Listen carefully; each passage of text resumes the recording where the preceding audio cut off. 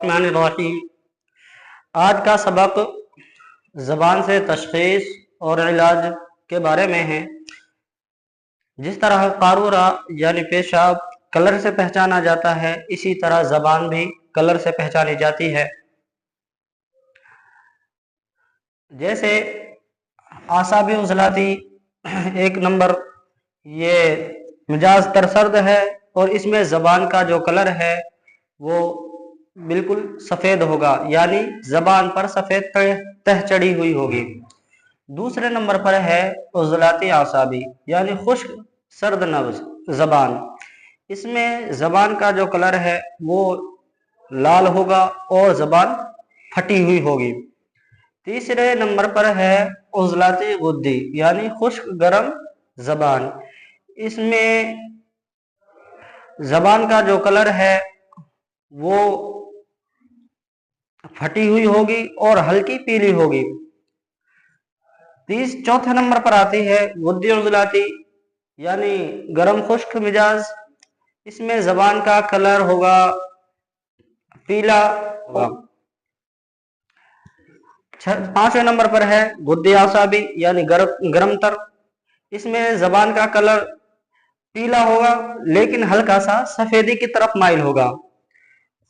और छठे नंबर पर है आसाबी गुद्दी यानी तर गरम मिजाज। इसमें ज़बान का कलर, ज़बान सफ़ेद होगी और हल्की हल्की पीली होगी। यह है ज़बान से तशख़ीस। अब इलाज का तरीक़ा क्या है?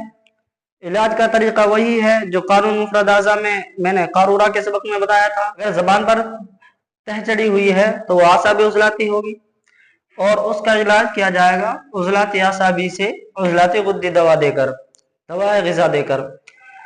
और अगर उज़लाती आसाबी है तो इलाज होगा उज़लाती गुद्दी से गुद्दी उज़लाती, और अगर उज़लाती गुद्दी ज़बान है तो इलाज होगा गुद्दी उज़लाती से गुद्दी आसाबी, और अगर गुद्दी उज़लाती ज़बान है तो इलाज होगा गुद्दी आसाबी से आसाबी गुद्दी तक। अब एक और बात बता दूं कि जैसे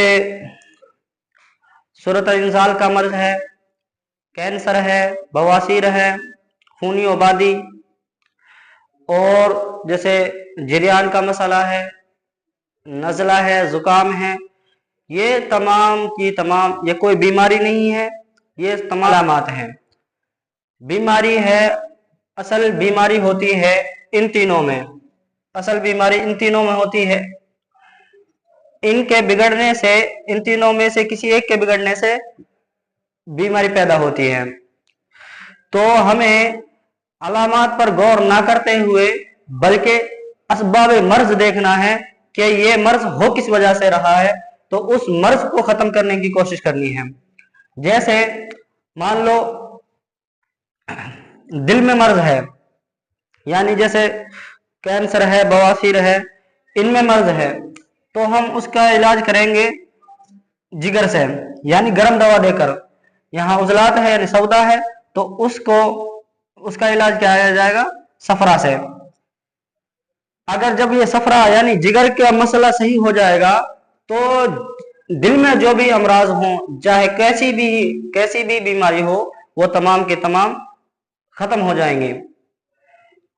यही कानून मुफ़रद आज़ा की खासियत है कि वो अलामात को ना देखते हुए बल्कि असबाब मर्ज देखा जाता है कि ये हो किस वजह से रहा है, तो उस असल जो सबब है उसको खत्म करने की कोशिश की जाती है। यही कानून मुफ़रद आज़ा है। और कानून मुफ़रद आज़ा का एक और सबसे अच्छी बात यह है कि इसमें किसी भी दवा को उसके मिजाज के मुताबिक किसी भी बीमारी में चला सकते हैं।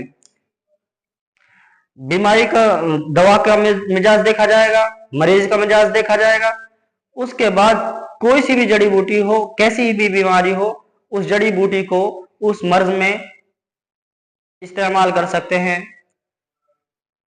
यही कानून मुफ़रद आज़ा की खासियत है और किसी में नहीं है। ये कानून मुफ़रद आज़ा की खासियत है।